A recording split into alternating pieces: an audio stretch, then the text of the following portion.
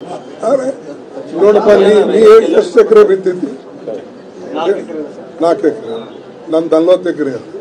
ನಂದು ಇದಕ್ಕಿಂತ ವರ್ಷ ಆಗಿದೆ. ನನಗೆ ನೀವು ಹೇಳ್ಬೋದು, ಅದು ಏನು 6 ಆಡದವಳು ಮುಂದೆ 3 ಆಡದವಳು ಮುಂದೆ ಕೇಳ್ತೀವಿ. ಆಯ್ತು, ಗೊತ್ತದ. ಪಬ್ಲಿಸಿಟಿ ಮಾಡ್ಕೊಳಕ್ ಬರಬೇಡ. ನನಗೆ ಇದ್ರ ಬಗ್ಗೆ ಗೊತ್ತದ. ಹೆಸರು ಹೋಗ್ಯದ, ಉದ್ದು ಹೋಗ್ಯದ, ತೊಗರಿ ಹೋಗ್ಯದ. ನೀ ಏನು ಸಸ್ಟೇನ್ ಮಾಡ್ಕೊಳ್ಬೋದು. ನಮ್ಗೆ ಸಸ್ಟೇನ್ ಆಗಲ್ಲ. ಇಷ್ಟಿಷ್ಟು ಏರಿಯಾದಾಗ ಬಿತ್ತು. ಓಕೆ,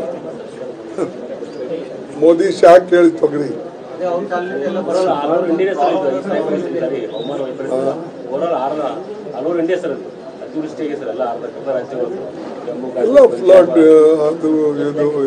ಮೋದಿ ಶಾ ಮತ್ತು ಅವ್ರ ಬಳಿ ತೋಳಿ ಅಂತ ಹೇಳ್ತಿರಲ್ಲ ಖರ್ಗೆ ಅವರೇ, ಹೌದ್ರಿ. ನಿಮ್ ಮಗಗ್ ಮತ್ತ ಉಸ್ತುವಾರಿ ಸಚಿವ ಯಾಕೆ ಮಾಡಿದ್ದೀರಿ? ಇಲ್ಲಿ ಏನು ಉಸ್ತುವಾರಿ ಸಚಿವ ಏನ ಮೋದಿಜಿ ಅದಾರ, ಏನ ಶಾಜಿ ಅದಾರ? ಇಲ್ಲಿ ಉಸ್ತುವಾರಿ ಸಚಿವ ನಿಮ್ಮ ಲಾಡ್ಲಾ ಮಗ ಅಂತ ಹೇಳಿ ಎಲ್ಲಾರು ನಿಮ್ಮ ಹತ್ರ ಬರ್ತಾ ಇದ್ದಾರೆ. ಅವನಾದ್ರೆ ಇಲ್ಲಿ ಇರಲ್ಲ, ಅವ ಬೆಂಗಳೂರದಾಗೆ ಕೂತಿರ್ತಾನ. ನೀವು ಬಂದಿರಿ, ಹಿರಿಯರಿದ್ದೀರಿ, ನೀವು ಸ್ವಲ್ಪ ತಿಳಿಸಿ ಮಾಡಿ ಏನಪ್ಪಾ ಅಂತಂದ್ರೆ ಗುಲ್ಬರ್ಗ ಜಿಲ್ಲೆದಾಗ ಏನ ರೈತರ ಸಮಸ್ಯೆ ನಿಮ್ಗ ಅರ್ಥ ಆಗ್ಬೋದು ಅಂತ ಹೇಳಿ ನಿಮ್ ಬಂತಂದು ಹೇಳ್ತಾ ಇದಾರ. ಅದು ಬಿಟ್ಟು 6 ಆಡಿಯೋರ್ ಮುಂದ 3 ಆಡಿಯೋರ್ ಅಂತ ಏನೇನ್ ಮಾತಾಡ್ತಾ ಇದ್ದೀರಿ ಖರ್ಗೆ ಸಾಹೇಬ್ರೆ? 4 ಎಕರೆ ಇದ್ರೆ ನನ್ನ ಬಳಿ 40 ಎಕರೆ ಅಂತ. ನಿಮ್ ಬಳಿ 40 ಎಕರೆ ಅಲ್ಲ, 4,000 ಎಕರೆ ಅಂತ ನಮ್ಗೆ ಗೊತ್ತದ.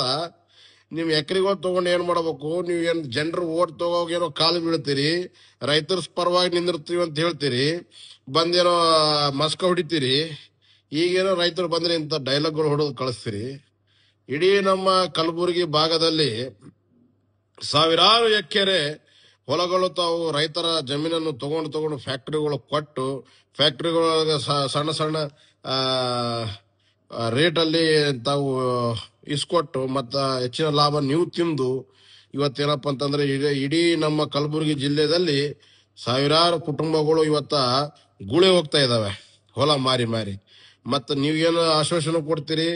ಮೊದಲು ನಿಮ್ಗೆ ಹೊಲ ಕೊಟ್ಟವ್ರಿಗೆ ಕಂಪನಿಗಳದಲ್ಲಿ ಕೆಲಸ ಕೊಡ್ತೀವಿ, ಅದು ಕೊಡ್ತೀವಿ, ಇದು ಕೊಡ್ತೀವಿ ಅಂತೇಳಿ. ಈಗ ಇಡೀ ಕಲಬುರಗಿ ಜಿಲ್ಲೆಯಲ್ಲಿ 7-8 ಕಂಪನಿಗಳು ಸಿಮೆಂಟ್ ಫ್ಯಾಕ್ಟರಿಗಳು ಅದಾವ. ಅದ್ರಾಗ 10% ಜನ ಲೋಕಲ್ದವ್ರು ಇಲ್ಲ ಕೆಲಸ ಮಾಡೋರು. ಎಲ್ಲಾ ಹೊರಗಿಂದ ಮಂದಿ ಬಂದು ಕೆಲಸ ಮಾಡ್ತಾರ. ನಿಮ್ಗೇನೋ ಆ ಡ್ಯಾಮ್ಗಳು ರೊಕ್ಕ ಬರ್ತಾವ, ಆ ಸಿಮೆಂಟ್ ಬ್ಯಾಗ್ ರೊಕ್ಕ ಬರ್ತಾವ. ನೀವು ಆರಾಮ ನಿಮ್ಮ ಮಗ ನಿಮ್ ಹಳೆಯ ನೀವೇನಪ್ಪ ಅಂತಂದ್ರ ಮಜಾ ಮಾಡ್ಕೊತ ನೀವು ತಿರುಗಾಡ್ತೀರಿ. ಎಲ್ಲಿ ನೋಡಿದ್ರ ರೋಗಗಳು ತಿಂದು ಬಾಜು ಧೂಳಿಂದ ನಮ್ಮ ಬೆಳೆಗಳು ಹಾಳಾಗೋದು, ಅದರಿಂದ ನಷ್ಟ ತಿಂದು, ಈ ಎಲ್ಲ ಮಳಿ ಗಾಳಿಯಿಂದ ನಷ್ಟ ತಿಂದು ನಾವು ರೈತರು ಏನಪ್ಪ ಅಂತಂದ್ರ ಊರು ಬಿಟ್ಟು ಎಲ್ಲಿ ಗೂಳೆಗೆ ಹೋಗ್ಬೇಕಾಗ್ತದ. ಇನ್ನ ಎಷ್ಟು ದಿವಸ ಖರ್ಗೆ ಸಾಹೇಬ್ರೆ ಈ ತರ ತಾವು ಮಾಡೋದು? ಇನ್ನ ಎಷ್ಟು ದಿವಸ ತಾವು ಈ ತರ ಜನರ ಒಂದು ಬದ್ದುವನ್ನು ತಾವು ತಗೋತಾ ಇದ್ದೀರಿ? ಸಾಕ್ ಮಾಡಿ, ಜನರ ಸಮಸ್ಯೆಯನ್ನು ಕ್ಲಿಯರ್ ಮಾಡ್ರಿ. ನೀವೇನು ನಾಯಕರಿದ್ದೀರಿ ಅಂತೇಳಿ ನಿಮ್ಮಲ್ಲಿ ಬರ್ತಾ ಇದಾರ. ನಾಯಕತ್ವವನ್ನು ಉಳಿಸ್ಕೊಳ್ರಿ. ನೀವು ಗಮ್ಮಂಡಿ ಮಾಡಿ ಏನಪ್ಪ ಅಂತಂದ್ರೆ ಇವತ್ತು ನನಗೆ CM ಆಗ್ಲಿಲ್ಲ. ಈಗ ನಿಮ್ ಮಗ ನಿಮ್ಗಿಂತ ಹೆಚ್ಚಿಗೆ ಗಮ್ಮಂಡ್ ಮಾಡ್ತಾ ಇದ್ದಾನ.